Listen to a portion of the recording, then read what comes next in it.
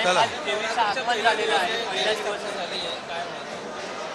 पहिला दिवस घटस्थापना, आता 9 दिवस देवीचं जागर होईल आणि संपूर्ण महाराष्ट्रात देशभरामध्ये एक नवरात्रीचा उत्साह जाणवतोय। पहिल्याच दिवशी आज आपण पाहिलं की धर्मवीर आनंद दिघे साहेबांनी जो टेंबी नाक्याचा देवीचा उत्सव सुरू केला, तो ती परंपरा आपली संस्कृती जोपासण्याचं, त्याच्यात वाढ करण्याचं काम दिघे साहेबांच्या कार्यकर्त्यांनी केलं आहे। आणि आज आपण आजच्या दिवसाची तमाम ठाणेकर आतुरतेने वाट पाहत असतात, कारण आगमनाची मिरवणूक एवढी भव्य दिव्य असते की या मिरवणुकीत कुणालाही बोलवावं लागत नाही। जे ढोल ताशे जी वाद्य आहेत ती कायम ते आपसूक येतात। हजारो लाखो देवी भक्त या मिरवणुकीत सामील होतात, हे याचं वैशिष्ट्य आहे।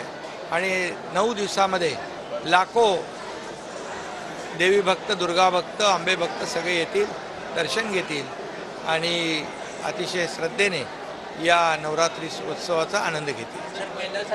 आज पहिल्याच दिवशी, घटस्थापनेच्या दिवशी, आज नवदुर्गेची सुरुवात होती आहे आणि जागर सुरू होतो आहे।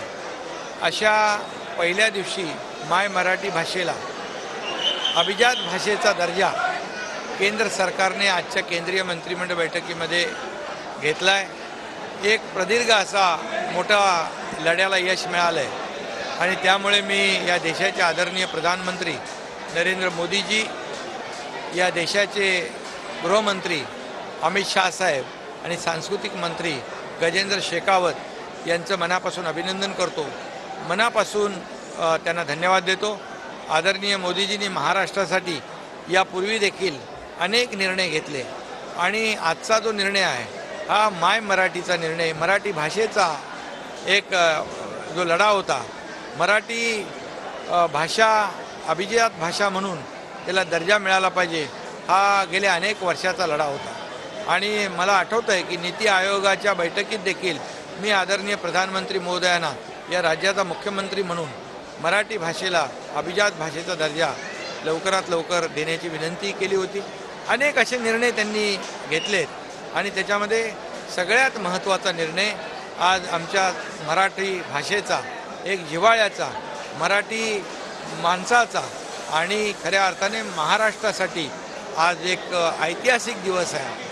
आणि म्हणून या घटस्थापनेच्या पहिल्याच दिवशी ऐतिहासिक हा निर्णय झालेला आहे आणि खऱ्या अर्थाने मराठी भाषेबद्दल मी काय सांगावं, मराठी भाषा आपली अमृतावानी गोड म्हणतो आपण। मराठी भाषाने अमृताची पैज लावली तर मराठी भाषा जिंकेल।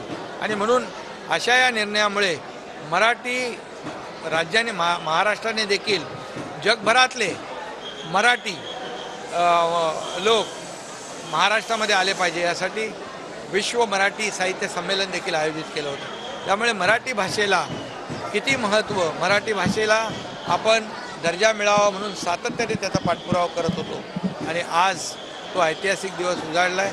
आजचा दिवस सुवर्णाक्षरांनी इतिहासामध्ये नोंद केला जाईल आणि म्हणून आजचा दिवस खऱ्या अर्थाने मराठी भाषेला अभिजात भाषेचा दर्जा मिळाल्यामुळे मराठी भाषा गौरव दिन हा देखील महाराष्ट्र सरकार साजरा करेल, कारण हे ऐतिहासिक दिवस असल्यामुळे हे सुवर्णाक्षरांनी हा दिवस आणि घटना लिहावी लागेल। आणि म्हणूनच मी सगळ्यांनाच मनापासून धन्यवाद देतो, मनापासून अभिनंदनही करतो आणि त्याचबरोबर मराठी भाषा ही खऱ्या अर्थाने महानुभाव पंत आणि नामदेव, तुकाराम आणि अनेक ज्ञानेश्वर, अनेक संतांची ही देणगी आहे आणि म्हणूनच त्याला महत्त्व आहे। आणि म्हणून मराठी भाषेचा जास्तीत जास्त वापर केला पाहिजे, मराठी भाषा जास्त लिहिली पाहिजे,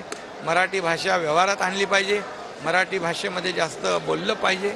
आणि म्हणून मराठी भाषा अतिशय मोठी प्रगल्भ आहे, तिला अजून प्रगल्भ करण्याचं काम मराठी भाषिक करतील। आता ही भाषा